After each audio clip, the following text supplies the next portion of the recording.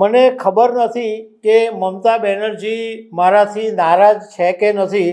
આમ તો મમતા બેનર્જી મારા નાના બેન જેવા છે.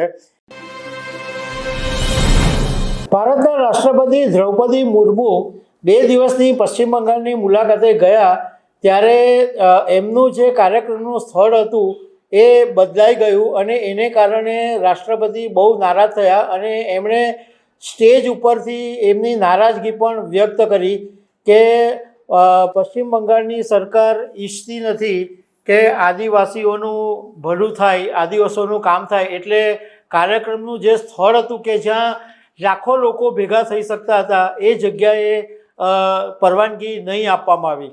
તો મમતા બેનર્જીએ પણ સામે જવાબ આપ્યો છે અને આ આખી ઘટનાને કારણે દેશના રાજકારણની અંદર જબરજસ્ત ભડકો થઈ ગયો છે. તો આના વિશે તમારી સાથે વાત કરીશ. મારું નામ રાજેશ શાહ છે અને તમે જોઈ રહ્યા છો ગુજરાતના સૌથી મોટા ડિજિટલ ન્યૂઝ પ્લેટફોર્મ ખબરછે.com. ભારતના રાષ્ટ્રપતિ દ્રૌપદી મુર્મુ પશ્ચિમ બંગાળમાં આદિવાસી સમુદાયના વાર્ષિક આંતરરાષ્ટ્રીય સંથાલ સંમેલનમાં એમને આમંત્રણ મળ્યું હતું એટલે ત્યાં ગયા હતા. આ ખાનગી સંસ્થાનો કાર્યક્રમ હતો અને જ્યારે કાર્યક્રમનું આયોજન થયું ત્યારે કોલકાતામાં સિલિગુડી નજીક બિધાનનગરની અંદર કાર્યક્રમનું આયોજન કરવામાં આવ્યું હતું, પરંતુ તંત્રએ પરવાનગી નહીં આપી અને એવું કારણ આપ્યું કે સુરક્ષા અને ટ્રાન્સપોર્ટેશનની વ્યવસ્થાને કારણે અહીંયા પરવાનગી આપી શકાય એમ નથી. એટલે આ સ્થળ બદલીને ઉત્તર બંગાળના બાગરા ડોગરા એરપોર્ટની પાસે ગોસાઈનગર વિસ્તારની અંદર રાષ્ટ્રપતિ દ્રૌપદી મુર્મુના કાર્યક્રમ આયોજિત કરવાની જરૂર પડી. એટલે દ્રૌપદી મુર્મુ જ્યારે સ્ટેજ ઉપર આવ્યા તો એમણે નારાજગી વ્યક્ત કરી અને એમણે એવું કીધું કે મને લાગે છે કે બંગાળ સરકાર આદિવાસીઓનું ભલું ઈચ્છતી નથી. મને નથી લાગતું કે બંગાળમાં આદિવાસીઓ માટે કંઈ કામ થતું હોય. એમણે એમ કીધું કે જ્યારે હું અહીંયા પશ્ચિમ બંગાળ આવી તો ન તો પશ્ચિમ બંગાળના મુખ્યમંત્રી કે પશ્ચિમ બંગાળના કોઈ મંત્રી મને રિસીવ કરવા માટે પણ નહોતા આવ્યા. મને ખબર નથી કે મમતા બેનર્જી મારાથી નારાજ છે કે નથી. આમ તો મમતા બેનર્જી મારા નાના બેન જેવા છે, પરંતુ એ નારાજ હોય કે નહીં હોય એનાથી કોઈ ફરક પડતો નથી.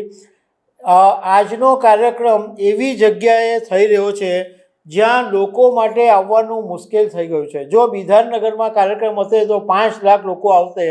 તો આનો મતલબ એમ છે કે કેટલાક લોકો એવું ઈચ્છે છે કે આદિવાસીઓ આ કાર્યક્રમમાં નહીં આવે. હવે આ ઘટનાના એટલા ઘેરા પ્રત્યાઘાત પડ્યા એટલે પ્રધાનમંત્રી નરેન્દ્ર મોદીએ એક્સ પ્લેટફોર્મ પર ટ્વીટ કર્યું અને એવું કીધું કે આદિવાસી સમાજમાંથી આવતા રાષ્ટ્રપતિએ જે દુઃખ જાહેર કર્યું છે એનાથી ભારતના લોકોએ ઊંડી દુઃખની લાગણી જાહેર કરી છે. પશ્ચિમ બંગાળની ટીએમસી સરકારે બધી હદ પાર કરી દીધી છે અને પ્રેસિડેન્ટના અપમાન માટે તેમનું એડમિનિસ્ટ્રેશન જવાબદાર છે એવું પીએમ મોદીએ ટ્વીટ કર્યું. હવે મમતા બેનર્જીએ પણ આનો જવાબ આપ્યો છે. મમતા બેનર્જીએ કીધું કે તમે વરસમાં એકાદ વાર આવો તો તમારું સ્વાગત હું કરી શકું છું, પરંતુ જો તમે ચૂંટણીના સમયે આવશો તો મારા માટે તમારા દરેક કાર્યક્રમની અંદર સામેલ થવું નામુમકિન છે, કારણ કે હું લોકોના અધિકારો માટે કામ કરું છું.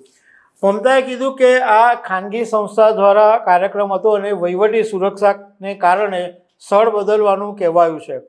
આ ઉપરાંત મમતા બેનર્જીએ રાષ્ટ્રપતિ દ્રૌપદી પર પણ નિશાન સાધીને એમ કીધું કે તમે આદિવાસીઓ પરના અત્યાચારનો વિરોધ કેમ નથી કરતા? મધ્યપ્રદેશ કે છત્તીસગઢમાં આદિવાસીઓના થતા અન્યાય ઉપર કેમ તમે નથી બોલતા?